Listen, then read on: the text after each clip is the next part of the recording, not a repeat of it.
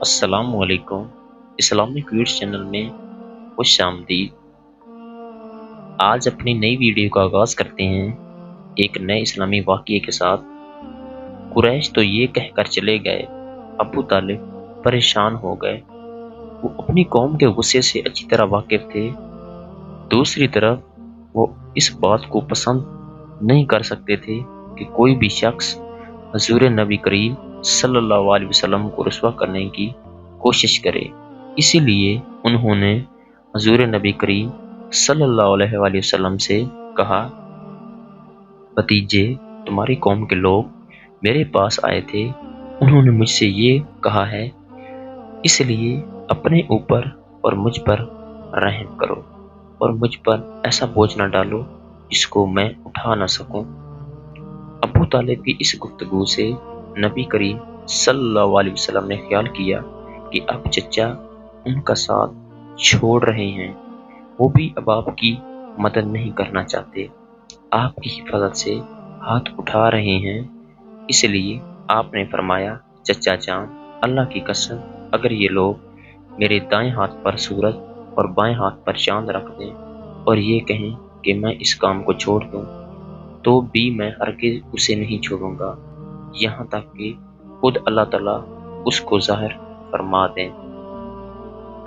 یہ کہتے ہوئے آپ کی آواز بھرا گئی، آپ کی آنکھوں میں آنسو آ گئے، پھر آپ اٹھ کر جانے لگے، لیکن اسی وقت ابو طالب نے آپ کو پکارا، بھتیجے ادھر آؤ۔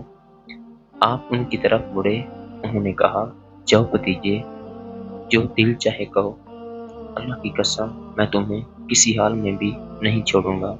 جب قریش کو اندازہ ہو گیا کہ ابو طالب آپ کا ساتھ چھوڑنے پر تیار نہیں ہے تو وہ عمار بن ولید کے ساتھ لے کر ابو طالب کے پاس آئے اور بولے، ابو طالب، یہ عمار بن ولید ہیں، قریش کا سب سے زیادہ بہادر، طاقتور اور سب سے زیادہ حسین نوجوان ہے۔ تم اس کو لے کر اپنا بیٹا بنا لو اور اس کے بدلے میں اپنے بھتیجے کو ہمارے حوالے کر دو، اس لیے وہ تمہارے اور تمہارے باپ دادا کے دین کے خلاف جا رہا ہے۔ اس نے تمہاری قوم میں پھوٹ ڈال دی ہے اور ان کی عقلیں خراب کر دی ہیں۔ تم اسے ہمارے حوالے کر دو تاکہ ہم اسے قتل کر دیں، انسان کے بدلے میں ہم تمہیں انسان دے رہے ہیں۔ قریش کی یہ بےہودہ تجویز سن کر ابو طالب نے کہا، اللہ کی قسم، یہ ہرگز نہیں ہو سکتا کہ تم یہ سمجھتے ہو کہ کوئی اونٹنی اپنے بچے کو چھوڑ کر کسی دوسرے بچے کی آرزو مند ہو سکتی ہے۔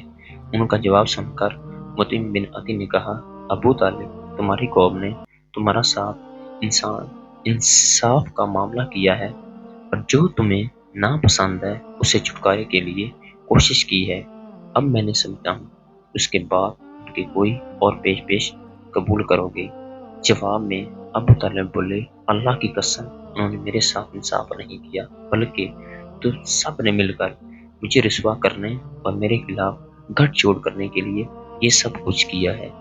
اس لیے اب جو تمہارے دل میں آئے کر لو۔ بعد میں یہ شخص یعنی عمار بن ولید حبشہ میں کفر کی حالت میں مرا، اس پر جادو کر دیا گیا تھا۔ اس کے بعد یہ وحشت زدہ ہو کر جنگلوں اور گھاٹیوں میں مارا پھرا کرتا تھا۔ اس طرح دوسرا شخص مطعم بن عدی بھی کفر کی حالت میں مرا۔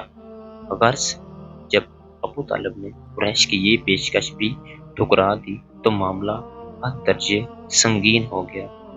دوسری طرف ابو طالب نے قریش کے خطرناک ارادوں کو بھانپ لیا۔ انہوں نے بنی ہاشم اور بنی ابو طالب کو ابو مطلب کو بلایا، ان سے درخواست کی کہ سب مل کر آپ کی حفاظت کریں، آپ کا بچاؤ کریں۔ ان کی بات سن کر سوائے ابو لہب کے سب تیار ہو گئے۔ ابو لہب نے ان کا ساتھ نہ دیا، یہ بدبخت سختی کرنے اور آپ صلی اللہ علیہ وسلم کے خلاف آواز اٹھانے سے باز نہ آیا۔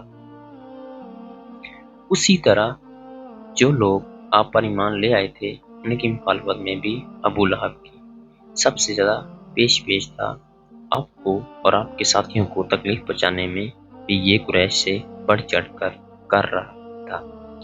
آپ کو تکلیف پہنچانے کے سلسلے میں حضرت عباس رضی اللہ تعالیٰ عنہ کو ایک واقعہ بیان کرتے ہیں، فرماتے ہیں ایک روز میں مسجد حرام میں تھا کہ ابو جہل وہاں آیا اور بولا، مجھے خدا کی قسم کھا کر کہتا ہوں کہ میں محمد کو سجدہ کرتے ہوئے دیکھ لوں تو میں ان کی گردن مار دوں۔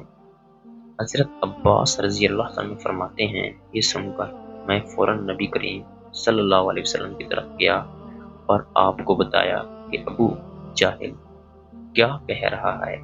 نبی کریم صلی اللہ علیہ وسلم یہ سن کر غصے کی حالت میں باہر نکلے اور تیز تیز چلتے مسجد الحرام میں داخل ہو گئے، یہاں تک کہ گزرتے وقت آپ کو دیوار کی رگڑ لگ گئی۔ اسی وقت آپ سورۃ الق کی آیات 1-2 پڑھ رہے تھے۔ اے پیغمبر، آپ اپنے رب کا نام لے کر قرآن پڑھا کیجیے، وہ جس نے مخلوقات کو پیدا کیا، جس نے ان کے لوتڑے سے پیدا کیا۔ تلاوت کرتے ہوئے آپ اس سورہ کی آیات 6 تک پہنچ گئے۔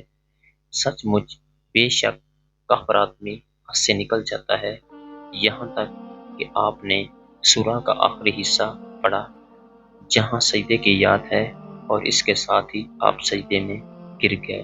اسی وقت کسی نے ابو جہل سے کہا، ابو الحکم یہ محمد سجدے میں پڑے ہیں۔ یہ سنتے ہی ابو جہل فوراً آپ کی طرف بڑھا، آپ کے نزدیک پہنچا، لیکن پھر اچانک واپس آ گیا۔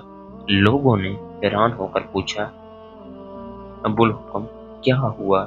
جواب میں اس نے بہت زیادہ حیران ہو ایک دن ابو جہل نے کہا، اے گروہ قریش، جیسا کہ تم دیکھ رہے ہو تمہارے دین میں عیب ڈال رہا ہے، تمہارے معبودوں کو برا کہہ رہا ہے، تمہاری عقلوں کو خراب بتا رہا ہے اور تمہارے باپ دادوں کو گالیاں دے رہا ہے۔ اس لیے میں خدا کے سامنے عہد کرتا ہوں کہ کل میں محمد کے لیے اتنا بڑا پتھر لے کر بیٹھوں گا اس کا بوجھ وہ برداشت نہیں کر سکیں گے۔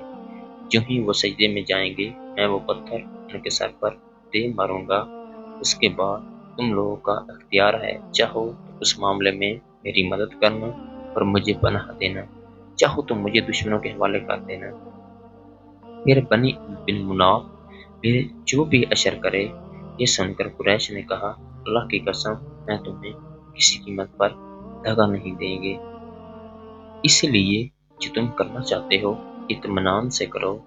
دوسرے دن ابو جہل اپنے پروگرام کے مطابق ایک بہت بھاری پتھر اٹھا لایا اور لگا نبی کریم صلی اللہ علیہ وسلم کا انتظار کرنے۔ آپ نے آتے ہی نماز کی نیت باندھ لی۔ ادھر قریش کے لوگ اپنے اپنے گھروں میں بیٹھے انتظار کر رہے تھے کہ دیکھیں آج کیا ہوتا ہے، ابو جہل اپنے پروگرام میں کامیاب ہوتا ہے یا نہیں۔ جو ہی آپ سجدے میں گئے ابو جہل نے پتھر اٹھایا اور آپ کی طرف بڑھا۔ جیسے ہی وہ آپ کے نزدیک ہوا ایک دم اس پر لرزہ طاری ہو گیا، چہرے کا رنگ اڑ گیا، گھبراہٹ کے عالم میں وہاں سے پیچھے ہٹ گیا۔ ادھر پتھر پھر اس کے ہاتھ اس طرح جم گئے کہ اس نے ہاتھ اس پر سے ہٹا لے لیکن ہٹا نہ سکا۔ قریش کے لوگ فوراً اس کے گرد جمع ہو گئے اور بولے، ابو الحکم کیا ہوا؟ اس نے جواب دیا، میں نے رات کو تم سے جو کہا تھا اس کو پورا کرنے کے لیے میں محمد کی طرف بڑھا، مگر جیسے ہی ان کے قریب پہنچا ایک جوان میرے راستے میں آ گیا۔ میں نے اس جیسا زبردست آج تک نہیں دیکھا۔ وہ ایک دم میری طرف بڑھا جیسے مجھے کھا لے گا۔